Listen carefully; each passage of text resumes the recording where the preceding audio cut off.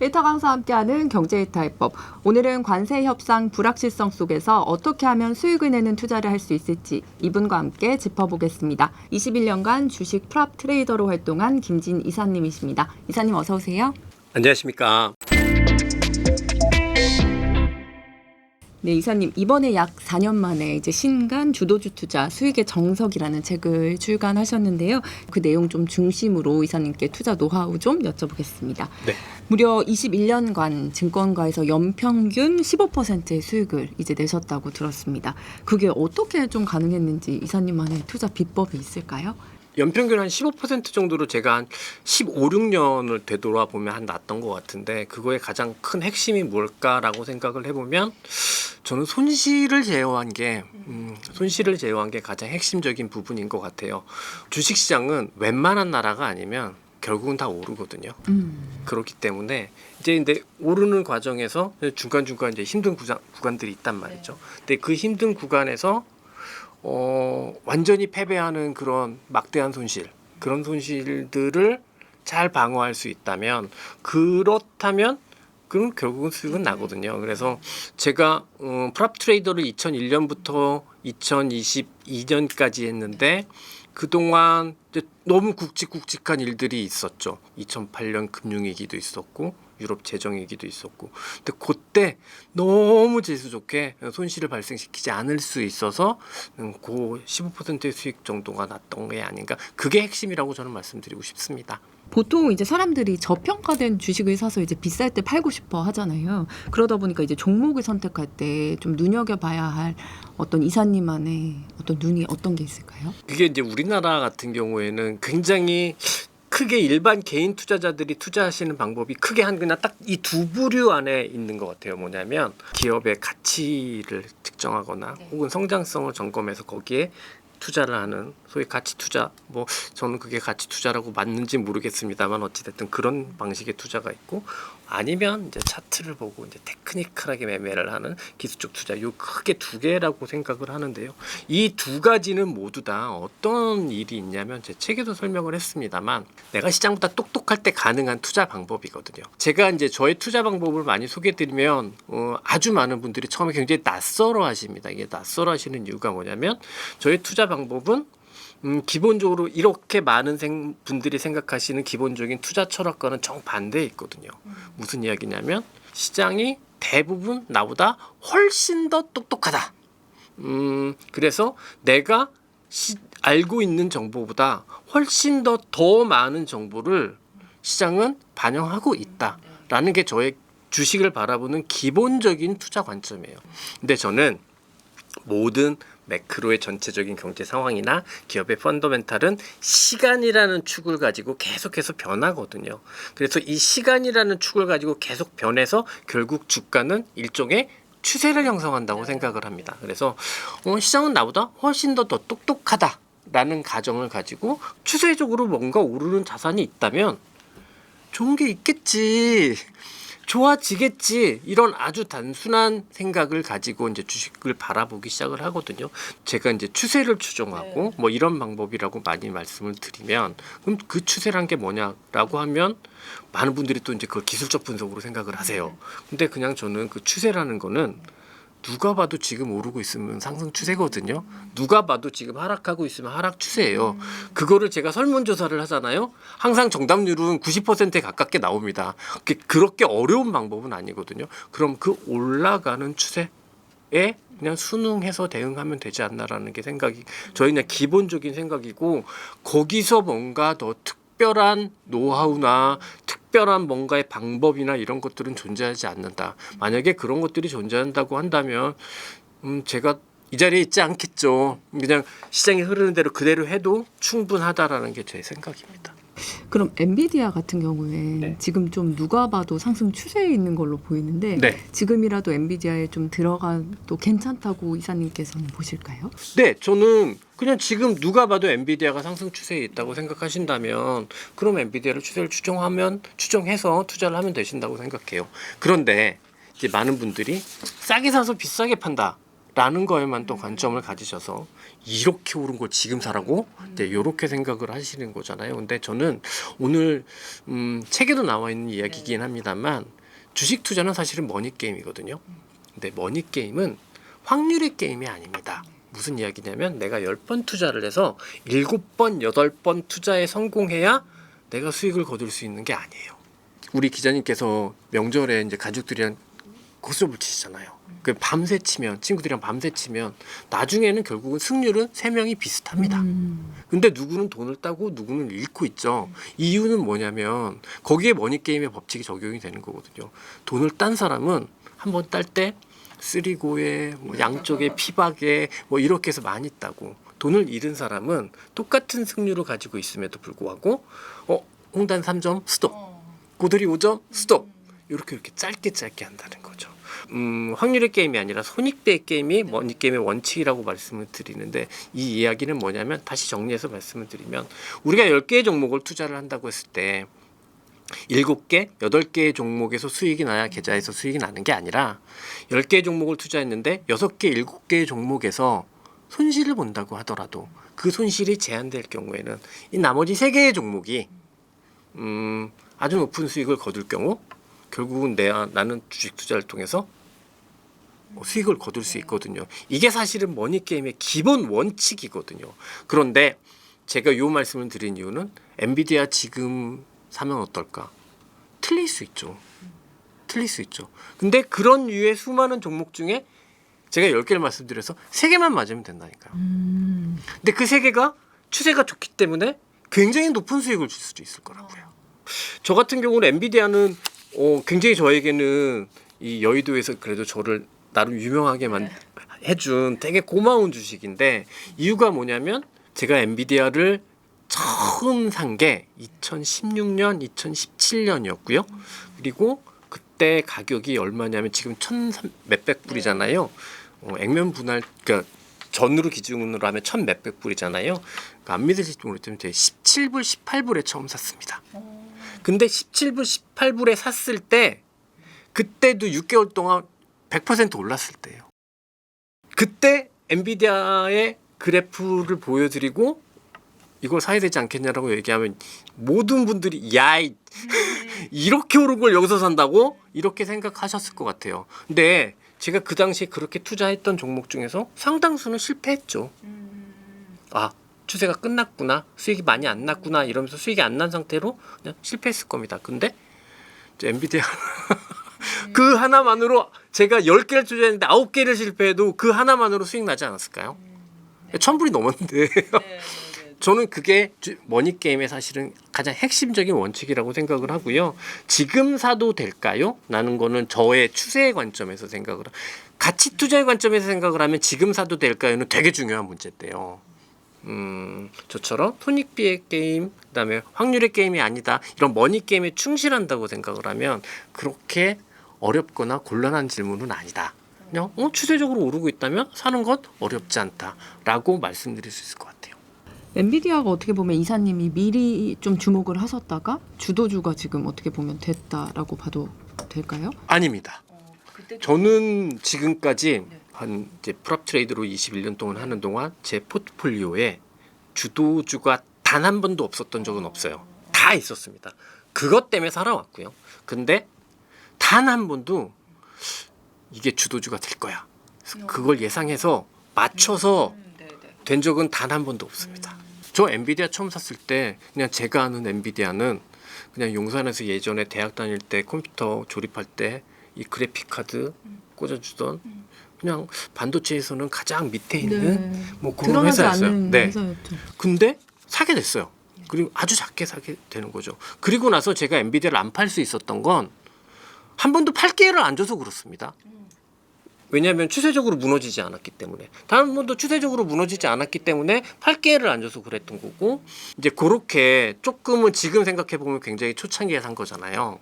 근데 초창기에 사다 보면 그러면 내가 가지고 있는 주식이니까 보다 더 관심을 가지게 되고, 그러다 보면 이 주식이 의미 있게 세상을 바꿀 수 있을 만한 주식이 될 거라는 것을 누구보다는 다른 어떤 사람보다는 조금 빨리 캐치하게 됩니다.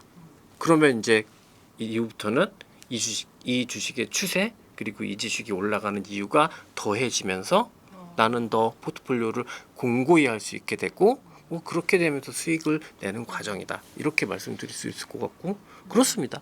지금 추세적으로 무너질 때를 팔 기회라고 표현을 좀 해주셨는데 그럼 매도 시점은 이 추세적으로 무너질 때 어떤 신호를 보고 저희가 조금 알 수 있을까요? 사실 이제 주식 투자라는 게 어려운 포인트. 주식 투자에서 저는 지금도 제일 어려운 포인트라고 생각하는 거는 파는 거죠.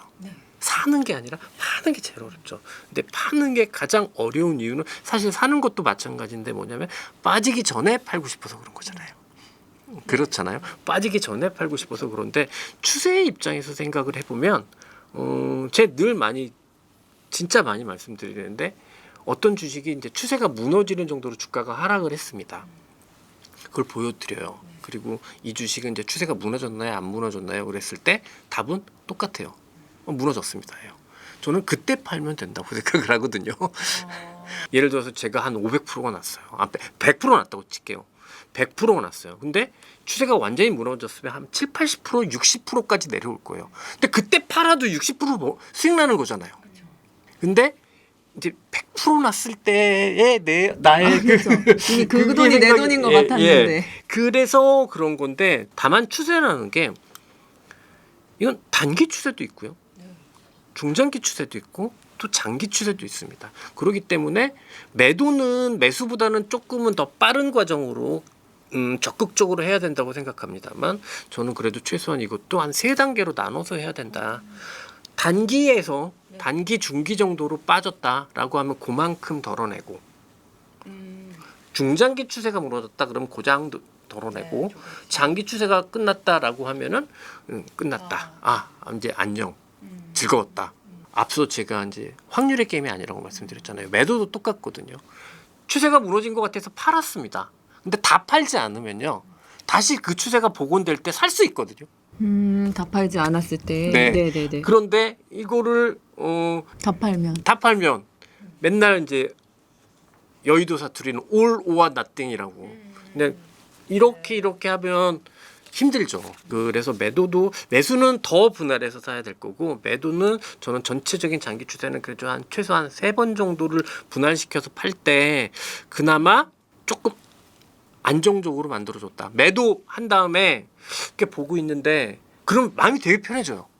왜냐하면 오르면 다시 살까 고민하면 되는 거고 빠지면 좀 더 팔면 되지. 좀 더 팔면 되지. 선택지가 늘어나는 거군요. 아까 주식을 좀 팔 때를 추세적으로 무너질 때라고 해주셨는데 그럼 오히려 또 익절을 언제 좀 익절을 해야 될지도 궁금할 것 같아요. 이사님께서는 어떤 상황에서 보통 익절을 좀 결정하실까요? 저는 일단은 기본적인 스탠스는 손절보다 익절이 훨씬 더 신중해야 한다라는 생각입니다. 제가 어떤 분들 이것도 다 확률 게임 때문에 말씀을 드리는 거거든요.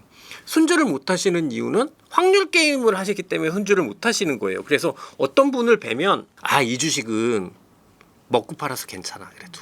근데 지금 나머지 물려있는 주식이 문제야. 근데 제가 볼 때 제가 그분의 계좌를 봤을 때 가장 큰 문제는 그 주식을 판 거였거든요.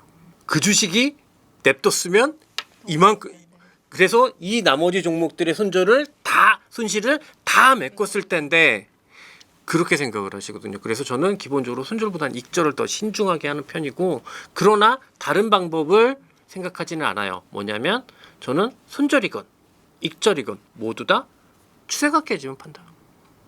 손절은 뭐냐면 샀는데 사자마자 아주 금방 추세가 무너지면 이상은 아닌가 보다 라고 해서 손절을 하는 거고요. 익절은 내가 얼마를 먹었던 상관없이 내가 가지고 있던 내가 생각하고 있었던 추세에서 무너지고 있구나라는 게 판단이 되면 그때 익절을 하기 때문에 되도록 심리적으로 불안해서 일단은 조금 챙겨라 이런 관점으로 익절하진 않습니다. 그러니까 뭐 한 150%, 160% 나면 일단 좀 챙기고 싶잖아요. 그렇지 않습니까? 그랬으면 제가 엔비디아를 1000몇 불까지 끌고 가지 못했겠죠. 오를 때마다 팔았을 겁니다. 그래서 어느 순간 나는 엔비디아를 분명히 투자를 했었는데 왜 엔비디아가 없지? 이렇게 됐을 거거든요. 사실은 매도하고 싶은 건데 거기에 많은 분들이 핑계를 대세요. 지금 갑자기 안 보던 매크로를 끄집어 와가지고 관세가 어떤데 지금 시장이 막 불안한데 야 뭐 누가 골드만삭스가 지금 한 10월 달에는 시장이 무너진다고 얘기를 하는데 좀 챙겨야지. 제가 생각할 때 그거 다 핑계거든요.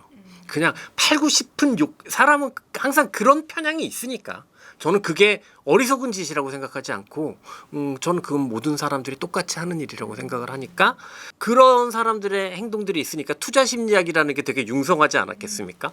그러니 저는 그 투자 심리학에 나와 있는 흔히 저지르는 오류에서 조금 한 발만 비껴 나가면 그러면 우리가 조금 더 안정적인 투자를 할 수 있다라고 믿는 편이고 익절도 마찬가지의 관점에서 저는 막 근질근질하잖아요.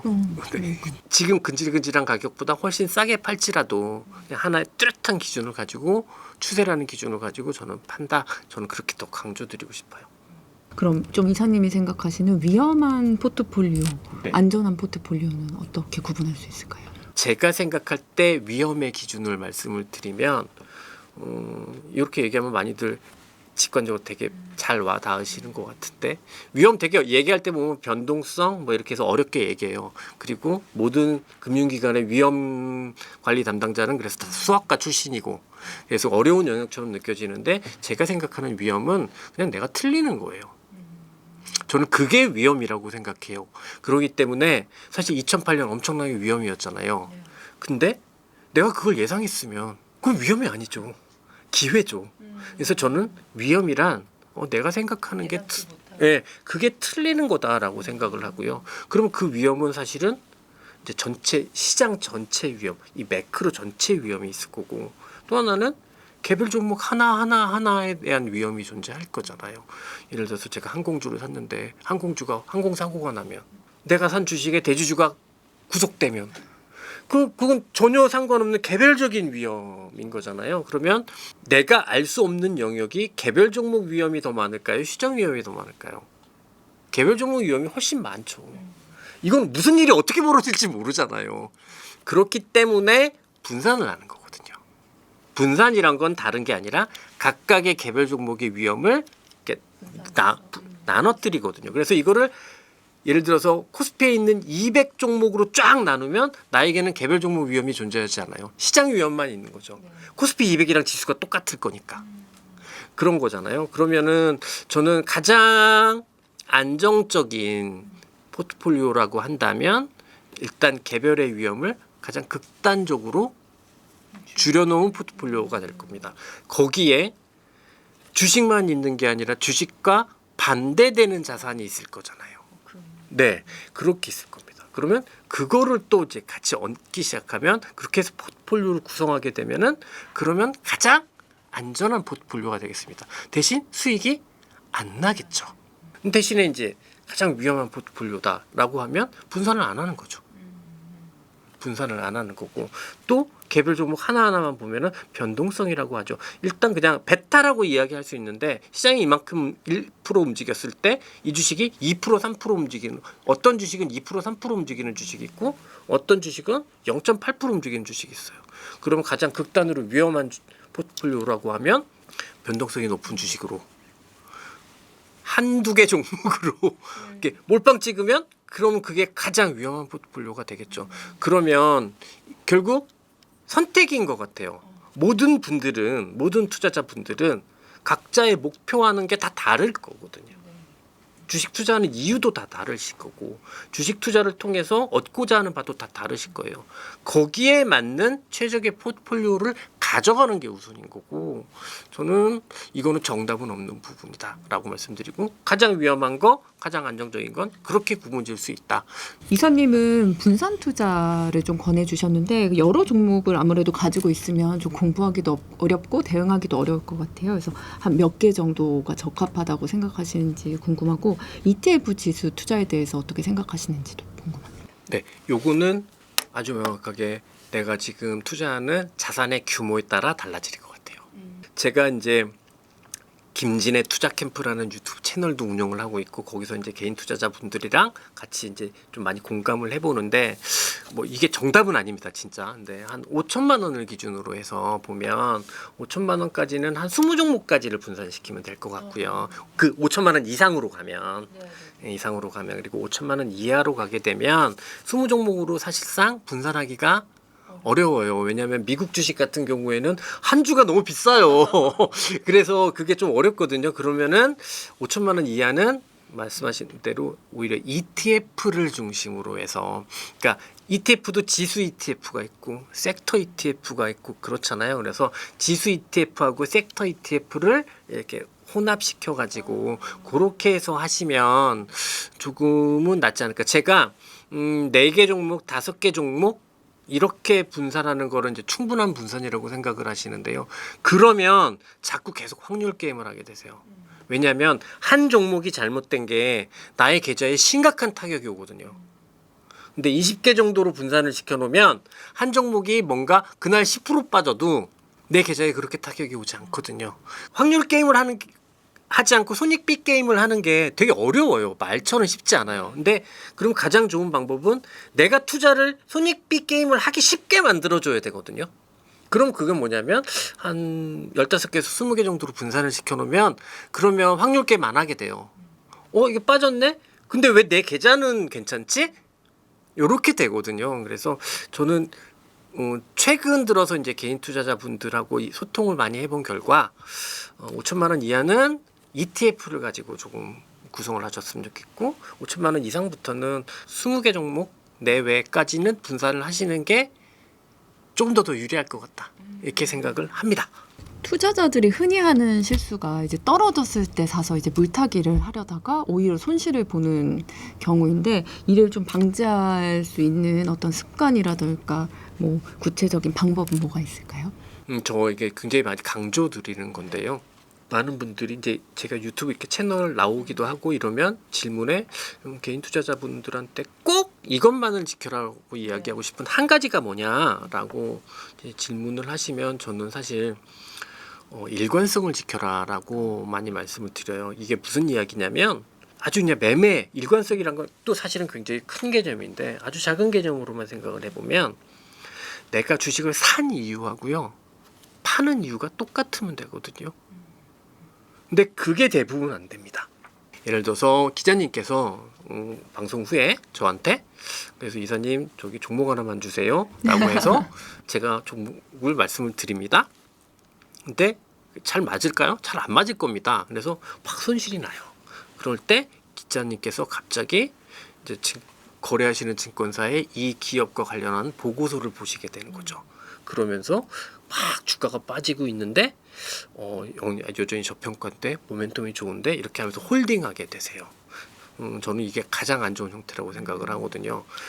기자님께서 그 주식을 사신 이유는 저한테 물어본 거잖아요. 그러니까 일관성을 지키기 위해선 저한테 전화를 하셔야 되는 거예요.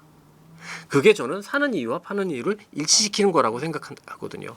주가가 오르고 있기 때문에 샀잖아요. 그러면 파는 이유는 하나입니다. 오르는 게 끝나면 팔면 돼요.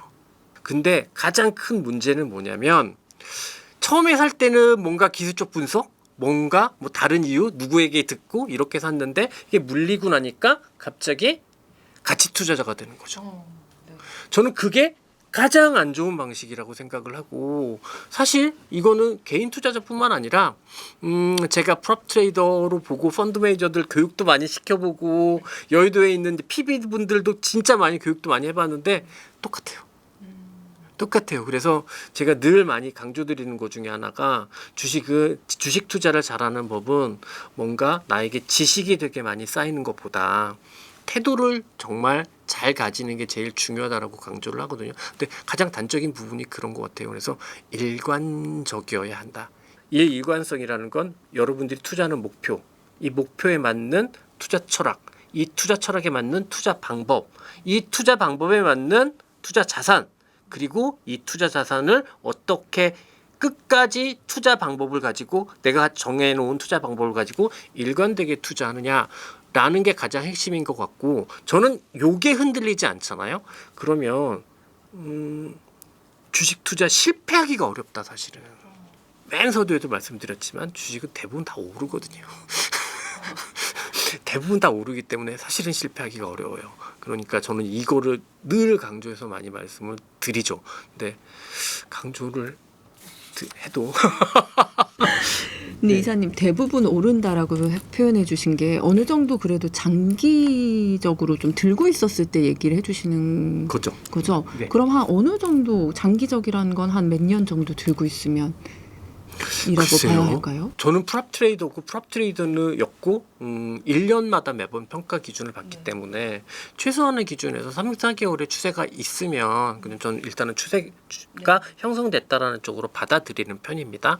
근데 개인 투자분들은 꼭 1년 단위로 그렇게 결정하셔야 되는 건 아닐 거고 그러면 보다 더 긴 장기 추세를 볼 수 있을 거고 그다음에 주식 투자라는 게 사실은 내 투자의 기간 이게 길면 길수록 유리해요. 물론 단 하나 여기서 조건은 하나 존재합니다. 지금 내가 투자하는 나라가 디플레 국가는 아니어야 돼요. 디플레 국가면 장기적으로 투자해서 장기적으로 망합니다. 예를 들면 일본이 1988년부터 2008년까지 거의 20년 동안 주가가 빠졌거든요. 거기서는 장기적으로 오르지 않아요.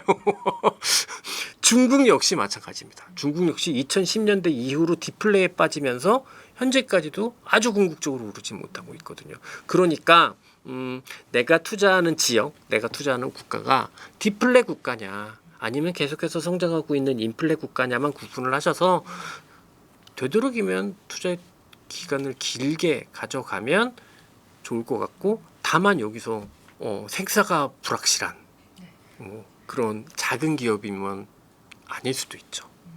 그런 기업이 아닐 수도 있고 그다음에 또 전체적으로 큰 사이클을 가지고 있는 주식이면 잘 고르셔야 됩니다. 제가 이 책에도 있는데 주도주도 꼭 결국은 팔아야 한다라고 이야기를 하는데요. 굉장히 글로벌하게 유명한 기업인데 시스코라는 회사가 있습니다. 이 회사가 2000년대 초에 IT 버블에 지금 엔비디아 같은 회사였거든요. 완전한 주도주였습니다. 근데 그 2000년도 2001년의 고가가 지금도 못 왔거든요.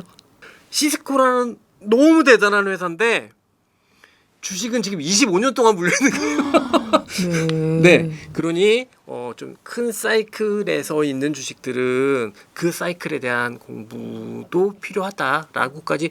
근데 그건 되게 중요한 부분입니다. 그래서 주식 투자하다가 의외로 실패하시는 분들이 과거의 주도주를 못 나와서 그렇더라고요. 아, 네.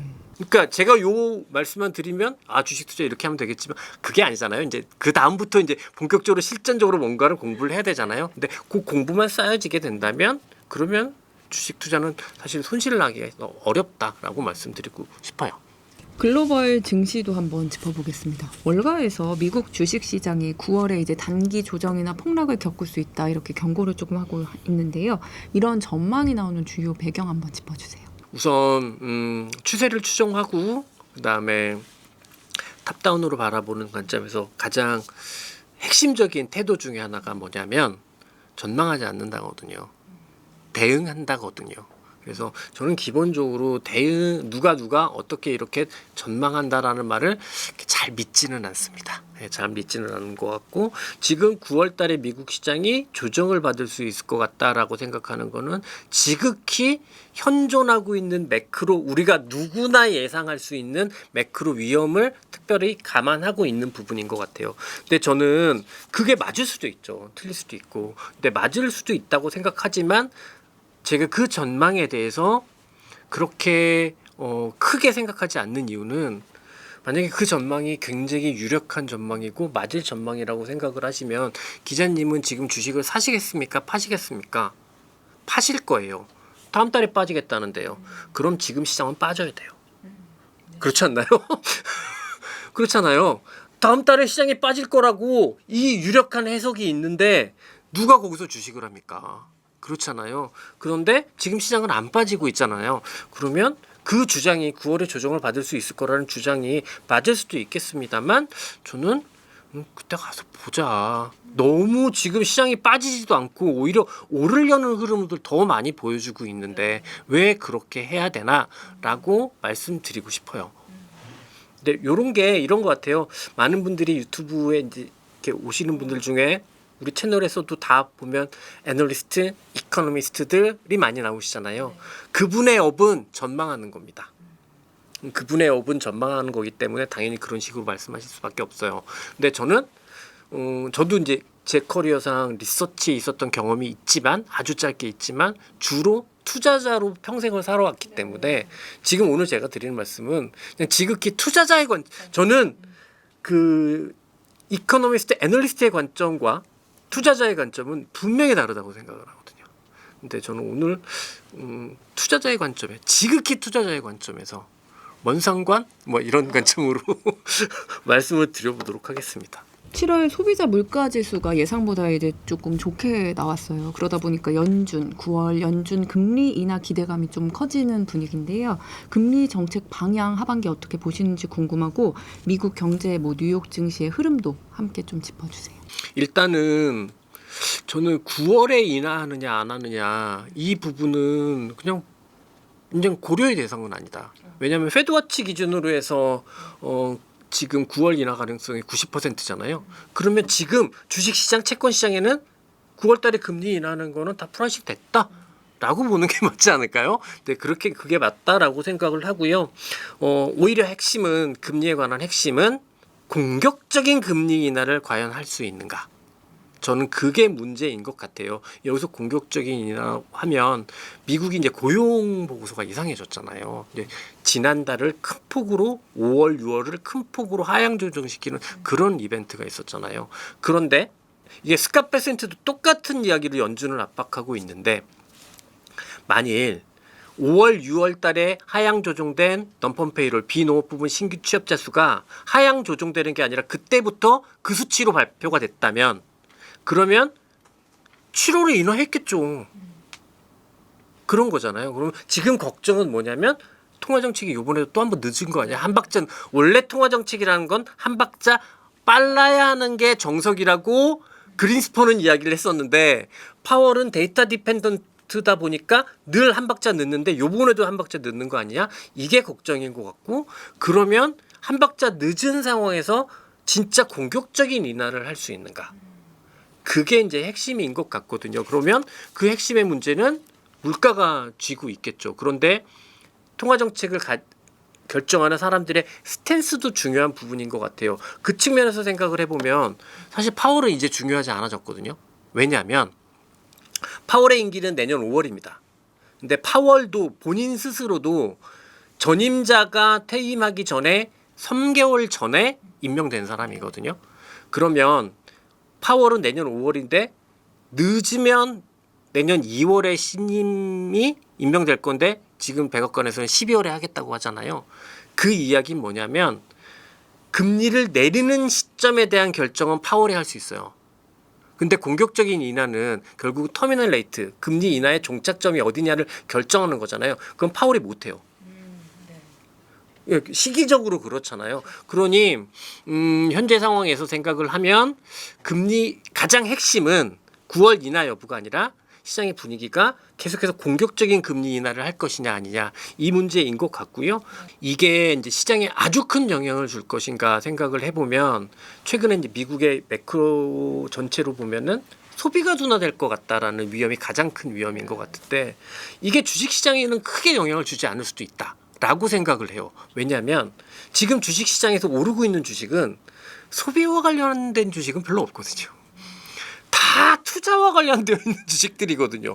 아니 뭐 전력기기, 원전, 뭐 반도체 다 투자와 관련되어 있는 주식들이라서 그러면 제가 생각할 때는 금리 인하 폭 투자도 결국은 투자는 금리하고 조금은 더 연관관계가 깊으니까 투자하는 사람이 자금을 조달해서 투자를 하게 되는 거니까.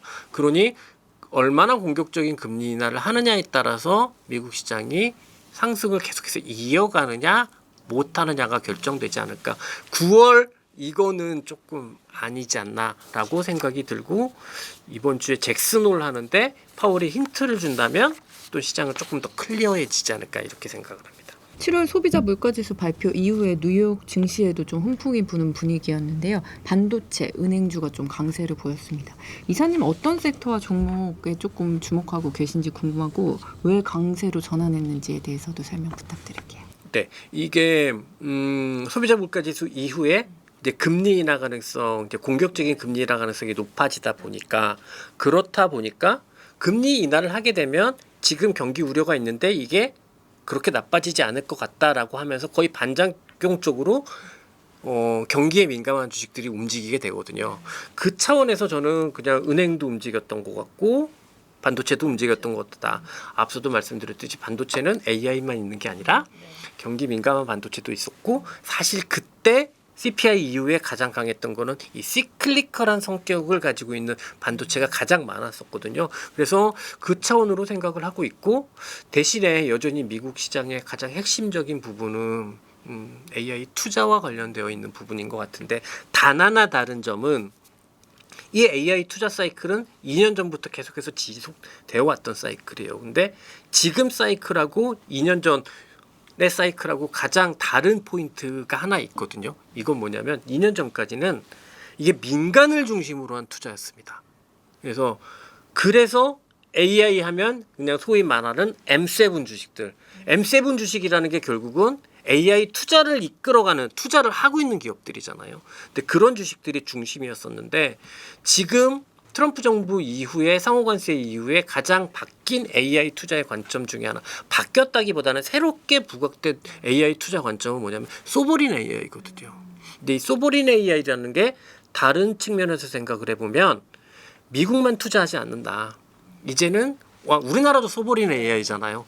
전 세계적으로 다 투자한다라는 거고 그러면 이 투자에는 민간의 영역보다는 정책의 영역이 조금은 더 많이 작동한다. 그래서 최근에 미국에서도 진짜 많이 이야기 나오는 것 중에 하나가 B2G 비즈니스가 제일 좋다. 이렇게 이야기를 하는 게 다 그거의 배경에 있다고 생각을 하거든요. 그러니 초기 AI 투자 사이클은 M7이라고 하는 민간이 중심이라면 그거에서 조금 벗어나서 B2G의 성격을 가지고 있는 기업들의 주가가 더 좋을 확률이 높고 이미 그렇게 진행되는 것 같고 저는 전망하지 않고 현상에 충실하기 때문에 걔네들이 가장 강하기 때문에 그냥 계속해서 걔네들을 가장 중심으로 보고 말씀을 드릴 것 같아요. 그럼 B2G 쪽에서 좀 주목하고 계신 뭐 종목이 있을까요? B2G가 되자마자 그전에도 전력기기가 굉장히 많이 계속해서 올랐었는데 B2G에 대한 관심이 더 많아지면서 사실은 그런 주식들 소위 그리고 원전, SMR 뭐 그런 주식들이 전형적으로 B2G에 관련한 비즈니스. 아직 SMR은 2028년 빨라야 2028년이잖아요. 근데 B2G이기 때문에 관심이 있는 것 같고 대표적으로 지금 미국에서 가장 많이 오른 주식이 많은 사람들은 이제 팔란티어 뭐 이렇게 생각을 하시는데 팔란티어만큼이나 많이 오르는 게 GE 버노바라고 전력기기 업종. 천연가스 가스터빈을 만드는 회사. 이게 천연용 B2G거든요. 이제 그런 기업들이 있단 말이죠. 그래서 저는 그런 기업들로 조금 폭넓게 보시는 게 더 좋지 않나 이렇게 생각하고 있습니다.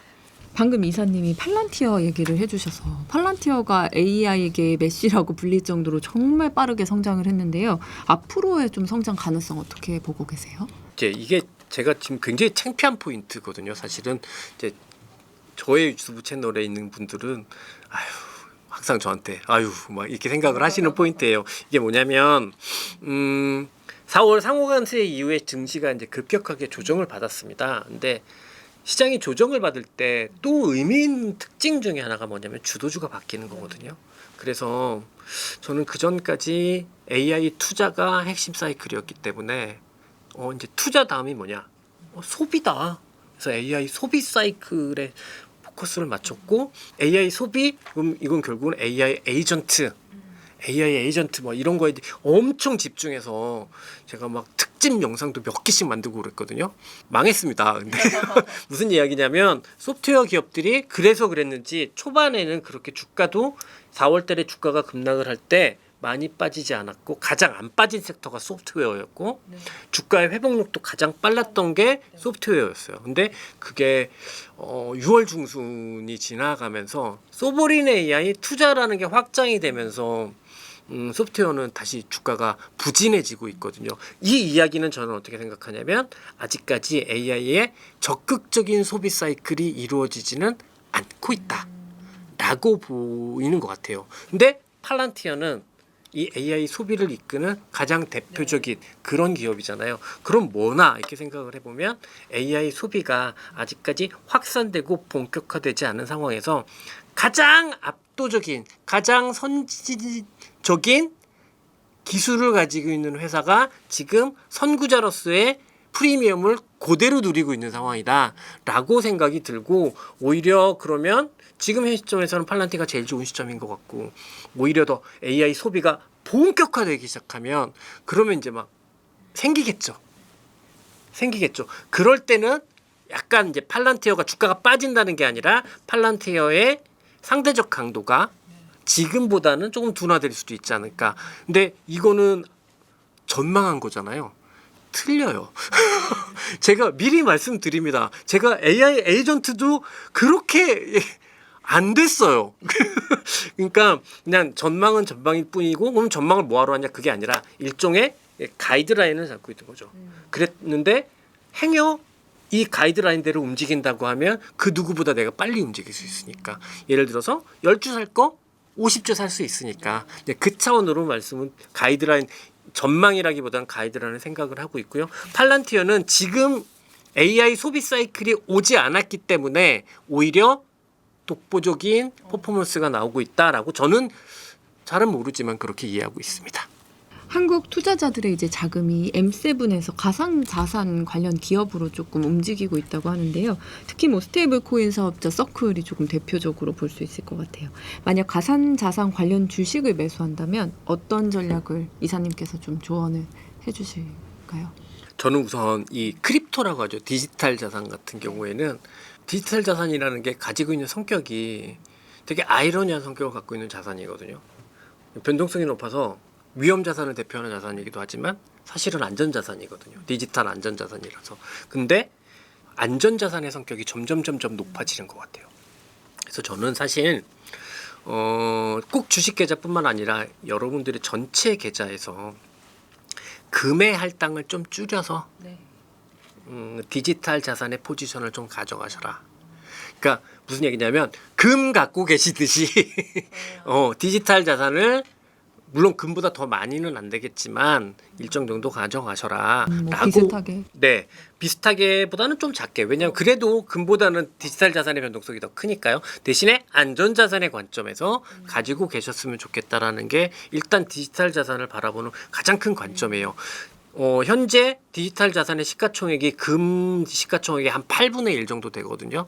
그러면 8분의 1만큼 갖고 있을 건 아니고 한 금의 반 정도 가지고 있으면 충분히 높은 비중인 것 같아요. 그래서 저는 디지털 자산은 그렇게 하셨으면 좋겠는데 워낙 우리나라 분들이 이제 변동성 높은 자산들을 좋아하시다 보니까 이 디지털 자산의 변동성, 디지털 자산 자체의 변동성이 주니까 재미가 없어져가지고 디지털 자산을 배경으로 한 주식으로 옮겨가시고 계신 것 같거든요. 그래서 저는 우선적으로는 크게 그렇게 추천할 만한 방법은 아니다라고 말씀을 드리고 싶고요. 대신에 서클 같은 회사는 결국은 우리 현실에서 은행이 누리던 예대 마진을 누릴 수 있는 회사이기 때문에 그렇기 때문에 성장성 높죠. 근데 이건 이제 누가 다 알잖아요. 그 이야기 저는 이게 주가에 반영이 됐어 안 반영이 됐어 이 이야기는 너 알아? 물어봐서 다 알면 반영된 거예요. 그 차원에서 생각을 하면 그게 상당 부분 반영이 되어 있을 거란 말이죠. 미래 가치가. 그러니 핫할 때 그 주식을 좀 사지 마시고 좀 굉장히 사람들한테 관심이 멀어졌을 때 그럴 때 한번 좀 관심을 두시는 게 좋을 것 같고 그다음에 코인베이스 같은 경우에도 결국은 이게 이제 거래소지 않습니까? 근데 19세기 초에 19세기 초인데요. 금 세공업자가 금의 거래소가 되고 이 금의 거래소가 은행이 됐거든요. 이제 금융시장의 발전 동향이거든요. 그러면 이 디지털 자산의 거래소가 이 디지털 세상에 은행처럼 작동할 수 있습니다. 네. 그러면 좋잖아요. 그래서 코인베이스 뭐 이런 회사들, 코인을 가지고 비즈니스를 하는 회사들, 그런 회사들 궁극적으로는 앞으로 할 게 굉장히 많기 때문에 굉장히 좋은 성장 전망을 가지고 있다라고 볼 수는 있어요. 다만 저도 알 정도면 네, 이거 항상 기준이 저입니다. 저. 내가 알면 다 안다. 그러면 앞서 말씀드린 대로 조금 핫할 때 관심을 가지시기보다는 이 관심이 좀 많이 줄어 있을 때 관심을 가지시라라고 말씀드리고 싶어요. 새 정부가 코스피 5천 시대를 이제 선언하면서 국내 증시가 좀 활기를 띠는 모습이었는데 이사님께서도 그 분위기 좀 체감하고 계신지 궁금합니다. 네, 저는 스스로 달라졌는데 뭐 이런 생각을 진짜 많이 합니다. 추세를 추종하는 입장에서 생각을 하면 사실은 추세는 가파르게 오르면 오를수록 강한 거거든요.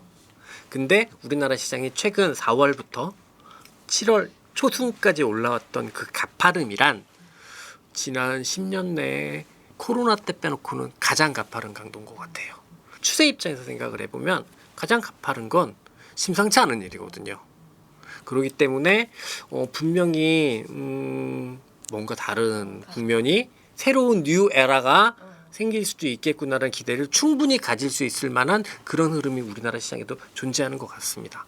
근데 최근에 세제 개편안 발표된 이후에 조금 분위기가 조금 꺾였어요. 이번 개편안 좀 어떻게 보셨는지 궁금하고 하반기 한국 증시의 전반적인 흐름도 같이 짚어주세요. 네, 우선 이 세제 개편안 이후에 뭐 이렇게 하는데 제가 오늘도 투자자의 관점에서 말씀드린다고 했잖아요. 만약에 애널리스트라면 스트래티지스트라면 이거에 대해서 이건 이런 부분이 좀 생각을 더 해야 되고 막 이렇게 얘기를 하겠죠. 근데 투자자의 관점에서 생각을 하면 먼 상관 이겁니다. 이게 뭐냐면 그냥 시장이 반응하는 대로 움직이면 되지. 특히나 이런 제도 같은 거는요. 결국은 사람이 결정하는 거잖아요. 그럼 그 사람이 어떻게 결정하는지 제가 압니까? 알 수가 없어요. 그렇기 때문에 그냥 있는 그대로 받아들이는 게 제일 좋고 있는 그대로 받아들인다라는 건 뭐냐면 시장이 반응하는 대로 받아들이면 좋을 것 같아요. 그 측면에서 생각을 해보면 세제 개편안 발표하고 하루 딱 충격받습니다. 하루 딱 충격받고 그 다음에 다 되돌렸어요. 그러면 아무것도 아닌 거 아닌가요? 저는 이게 제가 이렇게 이런 데 나와가지고 저렇게 싸구려처럼 이야기하나라고 생각하실 수도 있겠습니다만 투자자는 이런 스탠스가 가장 필요하지 않나? 라고 생각을 하고요. 제가 투자자의 관점에서 말씀드린다고 하면 지금 이거는 단 하루의 충격을 받았고 그 이후에 우리나라 시장이 지루하죠. 지루합니다. 근데 나쁜 건 아니잖아요. 지루함과 나쁨은 분명히 차이가 있습니다. 나쁜 건 내가 계속해서 손실을 봐야죠. 근데 지금은 그냥 지루한 거잖아요. 그러면 역대급으로 가파르게 올라왔으니 지금 올라오고 있는 그런 지루함은 그걸 꼭 이렇게 문제 삼을 필요는 없다라는 게 그냥 투자자로서 제가 느끼고 있는 관점이고 전망하지 않는다고 말씀드리고 현재 상황에서 가장 충실했을 때도 저는 그렇게 생각을 하고 있습니다. 그러면 뭐 글로벌 경제 불확실성이나 환율, 뭐 금리 변화 이런 대외 변수들은 조금 한국 증시에 어떤 영향을 줄 것으로 보고 계실까요? 예를 들어서 이제 관세가 궁극적으로 어떻게 영향을 줄지 모르죠. 그 정말 어떤 사람이 그런 걸 알 수 있을까요? 근데 가장 저는 핵심은 우리나라 시장이 저 같은 경우가 우리나라 시장에 프랍 트레이더로 투자를 시작한 게 2001년부터니까 뭐 물론 저보다 더 오래 하신 분들도 계시겠지만 저만치 오래 직접 최전선에서 보신 분들이 그렇게 많지는 않다라는 가정하에 말씀을 드려보면 결국 우리나라 시장이 가장 강했던 구간들을 따져보면 이건 결국은 궁극적으로는 유동성의 유입이 있어야 되거든요. 근데 이 유동성의 유입이라는 것은 사실은 금리를 내려서 시중의 유동성이 풍부해지고 이건 아닙니다. 이건 아니고 실제로 국내 잉여 유동성이 주식시장으로 유입이 돼야 돼요. 그게 항상 우리나라 시장을 엄청나게 강세장으로 만들었어요. 뭐냐면 IMF 이후에 바이코리아 펀드 열풍이 불면서 우리나라 시장이 떴었고 그 다음에 미래에셋 펀드를 중심으로 해서 간접 투자 시장이 활성화되면서 또 우리나라 증시가 상승을 했었고 그게 2010년대까지거든요. 그 이후에 우리나라 시장에서는 유동성이 실제로 유입됐던 거는 코로나 때 동학개미들이 그거 빼놓고는 없어서 우리나라 시장이 심심했던 거고 그러면 실제로 우리나라 시장이 진짜로 좋아진다고 하면 대외적인 연수 이것들도 중요하겠지만 저는 우리나라 시장에 잉여 유동성이 실제로 주식시장에 들어오느냐 이걸 판단하는 게 가장 핵심적인 부분인 것 같고요. 그동안 해왔던 사람 제가 가장 목말랐던 사람의 입장에서 생각을 해보면 가장 기대를 하는 포인트는 뭐냐면 부동산 중심의 투자 시장이 우리나라는 부동산 이길 수 있는 투자 자산이 없었거든요. 그렇잖아요. 그런데 부동산 중심의 투자 자산이 금융시장으로 진짜로 이렇게 옮겨가게 하겠다라는 게 현 정부의 목표인 것 같은데 저는 그게 작동한다고 하면 뭐 5천 원 뭐 어렵나요? 저는 그렇게 생각을 하고 그게 핵심이지 않나 생각하고 대외 변수보다는 오히려 그런 기조가 흔들림 없이 이어지느냐 그 과정에서 실제로 우리나라의 잉여 유동성이 주식시장으로 들어오느냐 저는 그게 가장 핵심적인 부분이라고 생각합니다. 미국이 이제 반도체 고유 관세를 부과한 가운데 이제 삼성전자와 하이닉스는 현지 공장 투자도 하고 이러고 있으니까 무관세가 되지 않을까 이제 기대감이 좀 커지고 있는데요. 두 기업 중에 좀 어느 쪽이 유리할 것으로 보실까요? 관세 입장에서 생각하면 비슷할 것 같고요. 근데 대신에 삼성전자하고 하이닉스만 생각을 해보면 이게 똑같은 업종이고 똑같은 업종의 1등, 2등 기업이니까 주가의 퍼포먼스가 쫙 똑같이 움직이다가 이게 딱 작년을 기점으로 해서 이렇게 확 갈렸단 말이죠. 근데 그 확 갈린 가장 큰 핵심은 HBM입니다. 그런데 HBM에서 삼성전자가 다시 뭔가의 헤게모니를 가질 수 있는 징후가 있느냐? 저는 잘 모르겠어요. 네, 그거는 뭐 제가 반도체 애널리스트도 아니고 그건 잘 모르겠다. 다만 이렇게 되게 갈려 있는 상황에서 하이닉스하고 삼성전자의 이 괴리가 좁혀질 만한 이유는 조금 있는 것 같아요. 그 이유가 뭐냐면 일단은 엔비디아가 중국향 AI 가속기 반도체에는 HBM 안 붙인다고 하잖아요. DDR을 붙인다고 하는데 그거는 삼성전자 거를 쓴다고 하고 그럼 삼성전자는 원래 있던 거에서 그게 생기는 거니까 좋은 입장이겠죠. 또 하나가 삼성전자의 가장 아픈 손가락 이게 파운드리거든요. 지난 분기 실적 발표에서도 가장 문제됐던 건 파운드리 대선 충당 때문이었단 말이에요. 그런데 테슬라한테 했잖아요. 그게 삼성전자의 파운드리가 TSMC의 수준이 됐다 이렇게 볼 수는 없습니다. 이렇게 볼 수는 없는데 그럼에도 가장 아픈 손가락이 생각보다는 조금씩 회복되고 있는 거잖아요. 그럼 요 두 가지 요인들을 생각을 해보면 삼성전자가 하이닉스의 HBM 파일을 잡아먹을 것 같아서 삼성전자가 더 좋다라는 논리는 저는 아닌 것 같지만 대신에 주가의 퍼포먼스는 좀 궤적이 줄어들 요인들이 분명히 존재하는 것 같고 이제 프랍 트레이더 같은 경우가 일반적으로 주식을 사서 파는 플레이도 굉장히 많이 합니다만 뉴트럴 플레이라고 해서 에쿼티 롱숏 주식 롱숏 플레이도 많이 하는데 제가 현재 상황이라면 한 3주 전부터 이 이야기를 많이 드렸는데 제가 현역 프랍 트레이더라면 여기서는 삼성전자 롱 하이닉스 쇼트 포지션이 가능합니다. 근데 이게 이렇게 말씀드리면 또 하이닉스 빠진다는 얘기야? 아니고요. 주가가 오를 때 삼성전자가 더 많이 오를 것 같다. 주가가 빠진다고 해도 삼성전자가 조금 덜 빠질 것 같다. 그러면 먹거든요. 그 포지션은. 그거는 좀 가능한 상황이 아닌가 이렇게는 생각하고 있습니다. 한미 마스가 프로젝트 협력이랑 뭐 LNG 수주 확대 등으로 조선주가 좀 강세를 보이는 움직임이었는데 이러한 수나 뭐 언제까지 이어질까요? 언제까지 이어질지는 결국은 주가가 다 보여줄 거라고 생각을 하고요. 대신에 뭐 이 마스가 프로젝트 이게 한 1년 전부터 기대했던 포인트거든요. 무슨 얘기냐면 한미 관세 협상에 대한민국이 가지고 있는 유일한 레버리지는 조선이다. 근데 저는 어떤 걱정했었냐면 일본이 껴들면 어떡하지? 이게 저는 오히려 리스크였었거든요. 근데 보니까 제가 걱정했던 것보다는 일본 조선이 되게 많이 후진가 봐요. 그러니 레버리지를 잘 사용한 것 같고 그러면 그냥 기대대로 순항하고 있는 것 같거든요. 더 특별히 뭔가 더 좋아진 이벤트라고 생각되지는 않고요. 그러면 이게 언제까지 이렇게 될지 알 수 없죠. 정말 알 수 없고 그 가격이 얼마가 될지 제 입장에서는 그렇게 생각하는 거는 굉장히 무의미하다고 생각하고 대신에 지금 추세가 이어지고 있으니까 그냥 계속해서 그 추세에 순응하는 게 맞을 것 같다 이렇게 말씀드리겠습니다. K 방산주도 좀 어떻게 보고 계신지 궁금합니다. 최근에 좀 하락세를 보이고 있는데 하반기 방산주 투자 전략 어떻게 가져가요? 우리 방산주 같은 걸 가지고도 이런 이야기 많이 하더라고요. 이제 밸류에이션이 너무 비싼 거 아니야? 뭐 이렇게 얘기하는데 주식은요 EPS 곱하기 P입니다. 그리고 열에 8, 9의 경우는 EPS가 올라가는 시장이 아니라 PER이 올라가서 올라가는 시장이에요. 그렇기 때문에 주가가 올라가는데 밸류에이션이 올라가지 않는다? 그럼 그게 더 이상한 겁니다. 그래서 밸류에이션이 비싸지는 것처럼 느껴지면서 주가가 올라가는 걸 저는 굉장히 좋게 생각하는 편이고 그래서 방산에 대한 밸류에이션을 특히 방산 수주잖아요. 수주 산업은 무조건 밸류에이션이 비쌀 수밖에 없어요.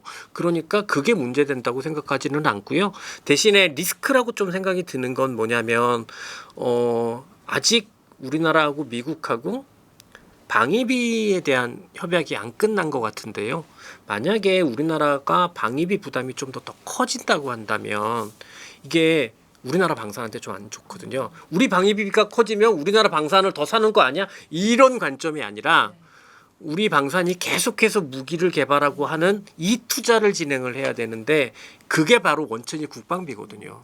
그런데 방위비 부담이 커지면 주한미군한테 줘야 되는 돈이 커지는 거잖아요. 그러면 우리가 실제로 무기를 개발하는 원천이 작아지는 문제라서 그건 저는 방산한테는 부정적인 리스크 요인이 될 수는 있다라고 생각하고 그게 어떻게 진행되는지는 좀 볼 필요는 있을 것 같아요.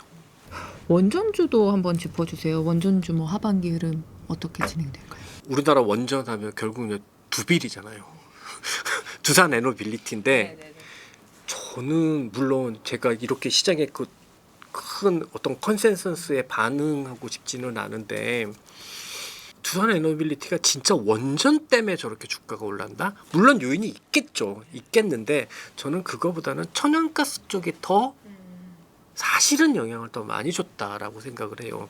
천연가스를 이용한 가스 발전은 결국은 핵심 부품은 가스터빈인데 이 가스터빈은 전 세계에 아까 말씀드린 지히버노바 그리고 유럽의 지멘스 에너지 그리고 일본의 미쯔비시 중공업 여기 빅3가 그냥 독점하고 있는 곳이거든요. 근데 여기가 지난번에 미쯔비시 중공업 IR을 보게 되면 지금 가스터빈 주문하면 5년 후에 받는데요. 완벽한 슈티지 상황이거든요. 근데 두산 에너빌리티가 가스터빈을 만들 수 있어요. 실제로 우리나라 화력발전소에서는 그 가스터빈을 사용하고 있는 상황이고요. 그러니 전 세계적으로 슈티지. 그러면 수출의 가능성이 더 크지 않을까. 또 하나 원전은 앞으로도 SMR은 아니지만 대형 원전까지는 10년의 시간이 필요하다고 하면 이 가스 발전 같은 경우는 3, 4년의 시간이니까 저는 그렇게 생각을 하면 두산 에너빌리티 저는 늘 계속 원전 알겠는데 원전도 맞는데 저는 천연가스 가스터빈 쪽이 더 모멘텀이지 않을까 이렇게 생각하고 실제로 미국에서 지버노바랑 가장 퍼포먼스가 유사하게 진행이 되기도 했었고 그렇게 생각을 하거든요. 근데 그 측면에서 보면 두산 에너빌리티 정말 논란 많은 주식인 거 알고 있는데 그 측면에서 생각을 저는 앞서 저의 기본적인 투자 철학 제가 여기서 두산 에너빌리티가 밸류에이션이 비싸다 버블이다 이게 무슨 이유가 무슨 문제가 그게 나한테 뭐가 중요하냐 주가가 이렇게 빠져서밖에 안 빠지고 있는데 그럼 안 빠지고 있는 거에 더 집중하고 그럼 안 빠지고 있는 이유가 뭘까라고 하면 제가 말씀드린 이런 이유들이 존재하는 거 아닌가라고 생각을 하고요. 원전은 뭐 저 그냥 잘 모르겠습니다. 그냥 그 되게 먼 쪽 이야기니까 이런 것들 보면 저는 항상 가까운 쪽부터 먼저 따지거든요. 그러니까 가깝게 현실화될 수 있는 것들 그런 쪽부터 생각하면 두산 에너빌리티 말이 안 되는 것 같지는 않은데 이런 생각은 합니다. 코스피 5천 시대를 대비해서 지금까지 언급한 종목 외에 이제 이사님께서 주목하고 계신 종목 섹터 추천 부탁드릴게요. 우리나라 시장 제가 굉장히 시니컬하게 본 적이 있었거든요. 근데 그게 뭐냐면 제가 2000년대에 우리나라 시장에 집중해서 투자를 할 때만 하더라도 전 세계적으로 가장 중요한 산업 5개, 6개의 탑 5 안에 우리나라 기업들이 다 있었어요. 그래서 야, 우리나라 대박이다. 그래서 그게 1000에서 2500까지 갈 수 있었던 힘이었던 것 같거든요. 근데 제가 2010년대 후반 들면서 우리나라 시장을 시니컬하게 본 이유는 전 세계적으로 굉장히 유망한 산업에서 글로벌 경쟁력이 있는 산업이 있느냐, 탑 5 안에 들면서 그런 산업이 많냐 그때 봤더니 2000년대보다 오히려 줄어들었더라고요. 그래서 그게 우리나라 시장 전체적으로 좀 시니컬하게 봤던 부분이 있는데, 저는 여전히 지금도 우리나라는 어차피 내수가 아니라 수출로 먹고 사는 나라잖아요. 글로벌 경쟁력이 있는 산업이 저는 가장 유망하다 생각합니다. 제 생각에 좀 있긴 하겠지만 좀 우스운 얘기인데 저는 엔터 같거든요. 네. 그리고 이거는 좀 재미나게 말씀을 드리면 DNA 같습니다. 중국의 역사서 사기에 우리나라를 독리족이라고 부르잖아요. 활을 잘 쓰고 춤과 노래를 잘하는 나라, 민족이라고 해놓고 있습니다. 양궁 1등은 누군가요? 우리나라잖아요. 그럼 전 생각할 때 춤과 노래도 결국은 우리 배달족의 고유 DNA라고 생각을 하고, 그게 그 DNA도 갖고 있는 나라가 가장 전 세계에서 가장 빠르게 산업화시킨 나라잖아요.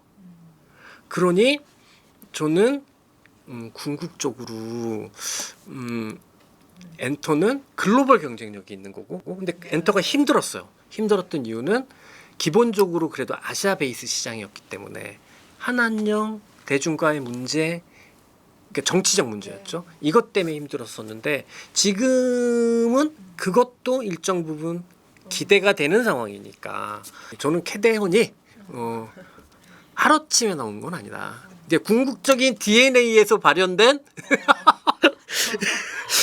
그렇게, 이거 진짜 농담 아니고요. 요 고민 안 믿으시겠지만 제가 이 고민을 15년 전에 했었어요. 저랑 같이 근무하던 직원들이랑 술을 마시면서 너 우리나라에서 가장 경쟁력 있는 산업이 뭐냐? 글로벌 탑 경쟁력 있는 게 뭐냐 했더니 누구는 인터넷. 맞다. 그리고 나서 인터넷이 제일 빨랐죠. 네이버 카카오가 제일 먼저 움직였으니까. 근데 인터넷 막 이렇게 했었을 때 저는 그때 엔터를 보셨군요. 네, 그러니까 저는 그 엔터가 아니라 한류 이렇게 생각을 했었거든요. 근데 그 측면에서 다시 이제 리얼 세상에서 꿈만 가지고 할 수는 없으니까 리얼 세상에서 생각을 해보면 종합적으로 이 엔터를 가지고 있는 경쟁력이 무너진 건 아닌 것 같고, 그런데 이게 주변 환경이 안 좋았다가 해소되는 부분이 있으니까 앞서 말씀드린 종목 외에도 저는 좀 여전히 기대하고 그러고 있습니다. 잘 될지 모르겠습니다. 오늘은 불확실한 주가 속에서 하반기 국내외 증시 전략에 대해 이사님과 함께 짚어봤습니다. 이사님 오늘 말씀 감사합니다.